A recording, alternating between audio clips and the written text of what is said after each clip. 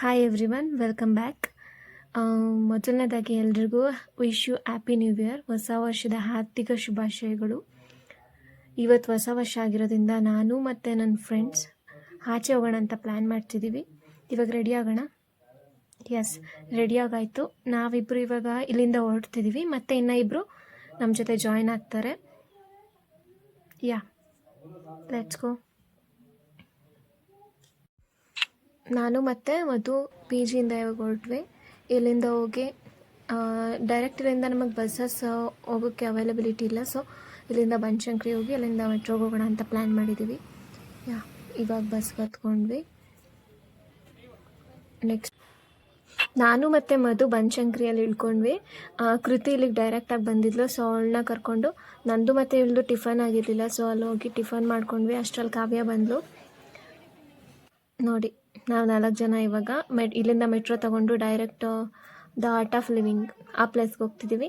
ಅಂದರೆ ಇಲ್ಲಿಂದ silk institute, Banashankari to silk institute ತೊಗೊಂಡ್ವಿ. ಈ ಪ್ಲೇಸ್ ಇರೋದು ಕನಕಪುರ ರೋಡಲ್ಲಿ. ನಾವು ಬನಶಂಕರಿಯಿಂದ ಬಸ್ಸಲ್ಲೂ ಹೋಗ್ಬೋದು, ಬಟ್ ನಾವು ಲೇಟಾಗಿತ್ತು ಅಂದ್ಬಿಟ್ಟು ಮೆಟ್ರೋಗೆ ಹೋದ್ವಿ. ಅಲ್ಲಿ ಇಳ್ಕೊಂಡು ಸಿಲ್ಕ್ ಇನ್ಸ್ಟಿಟ್ಯೂಟಿಂದ ಅಲ್ಲಿಂದ ವಾಕಬಲ್ ಡಿಸ್ಟೆನ್ಸ್ ಒಂದು ಬಸ್ ಸ್ಟಾಪ್ ಇದೆ, ಅದನ್ನು ತೊಗೊಂಡು ನಾವು ಆರ್ಟ್ ಆಫ್ ಲಿವಿಂಗಿಗೆ ಬಸ್ಸಲ್ಲಿ ಹೋಗಿ ಇಳ್ಕೊಂಡ್ವಿ. ಇಲ್ಲಿಗೆ ಬಸ್ ಫೆಸಿಲಿಟೀಸ್ ಅಂತೂ ತುಂಬ ಚೆನ್ನಾಗಿದೆ.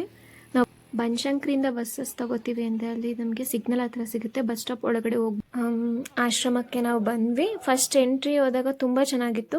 ಅಲ್ಲಿ ಹೋದಾಗ ನಮಗೆ ಕನ್ಫ್ಯೂಷನ್ ಇತ್ತು, ಎಂಟ್ರಿ ಫೀಸ್ ಇರುತ್ತಾ ಇಲ್ವಾ ಅಂತ. ಬಟ್ ಇರಲ್ಲ, ಜಸ್ಟ್ ರಿಜಿಸ್ಟ್ರೇಷನ್ ಮಾಡಿಕೊಂಡು ನಾವು ಅಲ್ಲಿಂದ ಒಳಗಡೆ ಹೋಗಬೇಕು.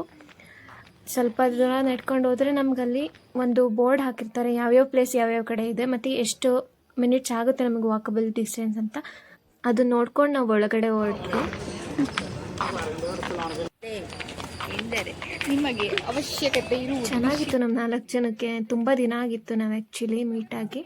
ಫಸ್ಟ್ ನಾವು ಪ್ಲೇಸ್ ಒಳಗಡೆ ಹೋಗಿದ್ದೆ, ಗುರುಪಾದುಕವನಂ. ನೀವು ಇಲ್ಲಿ ನೋಡ್ಬೋದು. ಈ ಪ್ಲೇಸ್ ಅಂತೂ ತುಂಬ ಚೆನ್ನಾಗಿದೆ, ನೀವು ನೋಡ್ಬೋದು. ಅಲ್ಲಿ ಮಧ್ಯ ಕೆಳಗಡೆ ಒಂದು ವಾಟರ್, ಒಂದು ಪೌಂಡ್ ಥರ ಮಾಡಿದ್ದಾರೆ. ಬಟ್ ತುಂಬ ಚೆನ್ನಾಗಿದೆ. ನಾವಂತೂ ಇಲ್ಲಿ ತುಂಬ ಟೈಮ್ ಸ್ಪೆಂಡ್ ಮಾಡಿದ್ವಿ. ನಾವು 4 ಜನ ಅಂತೂ ತುಂಬ ಮಾತಾಡಿಕೊಂಡು, ತುಂಬ ದಿನ ಆಗಿತ್ತಲ್ಲ ಸಿಕ್ಕಿ, ಎಷ್ಟೊಂದು ಮಾತಾಡಿಕೊಂಡು ಇಲ್ಲೇ ಕೂತಿದ್ವಿ. ನಿಮ್ಮ ರಿವ್ಯೂಸ್ ಹೇಳ್ತೀರಾ ಈ ಪ್ಲೇಸ್ ಬಗ್ಗೆ? ಇನ್ನ ಪ್ಲೇಸೇ ನೋಡಿಲ್ಲ ಆಕ್ಚುಲಿ. ಹಿಂದೆ ಏನ್ ನೋಡ್ಬೋದು?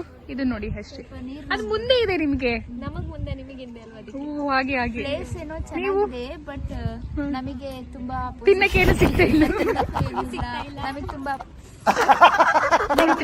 ಮೂರು ತ್ರಿಮೂರ್ತಿಗಳನ್ನ ಜೀವನದಲ್ಲಿ ನೋಡ್ಬೇಕು ಅಂತ ಆಸೆ ಇದ್ರೆ ನೋಡಿ ಇವರು. ನಾವಲ್ಲಿ ರೀಚ್ ಆಗೋಷ್ಟೊಳಗೆ ಆಲ್ಮೋಸ್ಟ್ 12:30 ಆಗಿತ್ತು.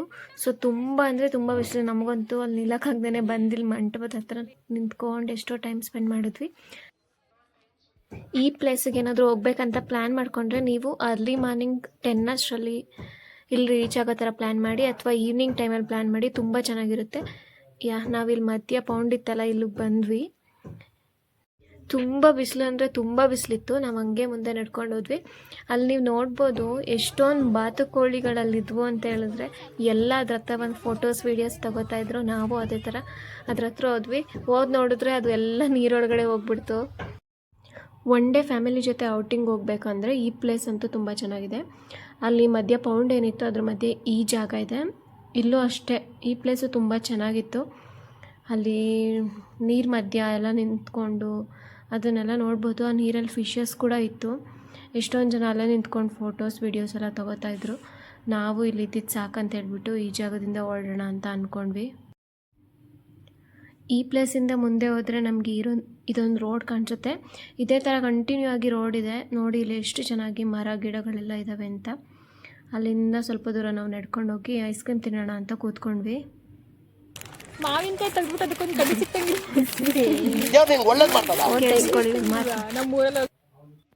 ಅಲ್ಲಿಂದ ಹಾಗೆ ಮುಂದೆ ನಡ್ಕೊಂಡು ಹೋದರೆ ನಮಗೆ ಇಲ್ಲೊಂದು ಪ್ಲೇಸ್ ಸಿಗುತ್ತೆ. ಅಲ್ಲಿ ಒಂದು ಬುದ್ಧ ಸ್ಟ್ಯಾಚು ಇಟ್ಟಿದ್ದಾರೆ.